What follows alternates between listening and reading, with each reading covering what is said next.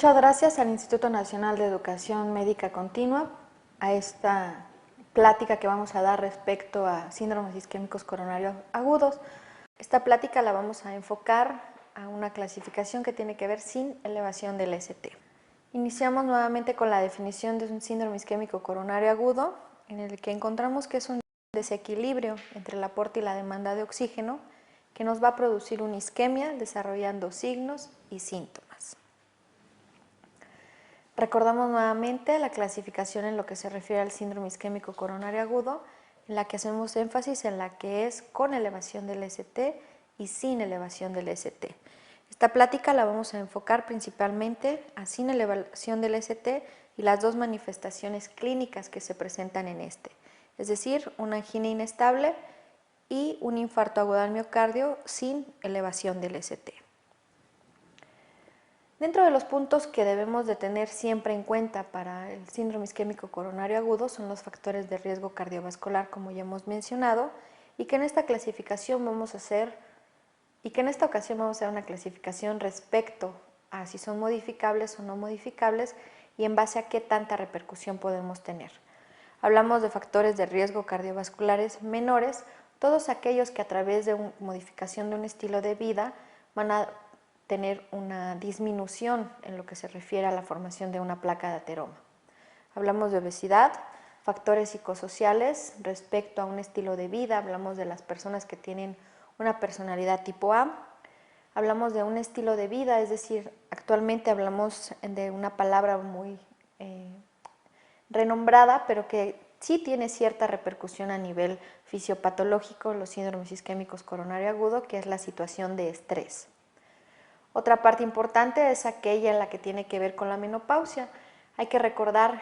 que los factores estrogénicos protegen a la mujer hasta en un 70% para no tener una manifestación de una isquemia a nivel del miocardio. Los factores de riesgo cardiovascular mayores que están relacionados directamente con esto, de manera inicial podemos hablar de hipercolesterolemia y específicamente de las lipoproteínas de baja densidad. La hipertensión arterial, hablando de una hipertensión arterial descontrolada, una diabetes mellitus descontrolada y la presencia de tabaquismo. Nosotros consideramos tabaquismo positivo todas aquellas personas que tienen un consumo por lo menos a la semana de 2 cigarrillos. Sin embargo, también dentro de estos factores de riesgo cardiovascular, pues tenemos aquellos que no son modificables, específicamente el género, la edad y los antecedentes heredofamiliares. Vamos a recordar nuevamente cuál es la fisiopatología de los síndromes isquémicos coronario agudos, hablando de que el endotelio es la parte más importante que nos va a condicionar una alteración.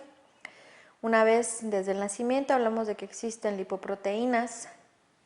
que van a tener una conjugación con moléculas que tienen una oxidación y que nos van a hacer una quimiotaxis a través de los monocitos, va a haber unas moléculas de adhesión a nivel celular y que va a haber un cambio en lo que se refiere a la conformación del endotelio y que como objetivo, o más bien como punto final de esta fisiopatología, es la formación de la célula espumosa.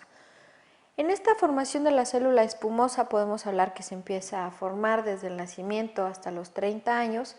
y que a partir de la formación de esta célula espumosa consiste en una estabilidad de la misma. Por lo tanto, los síndromes isquémicos coronarios agudos tienen como consecuencia una alteración por una obstrucción a nivel del flujo coronario, pero que también está en relación a la presencia o no de factores precipitantes que nos van a condicionar, como vemos en esta diapositiva, la ruptura o no de esta placa.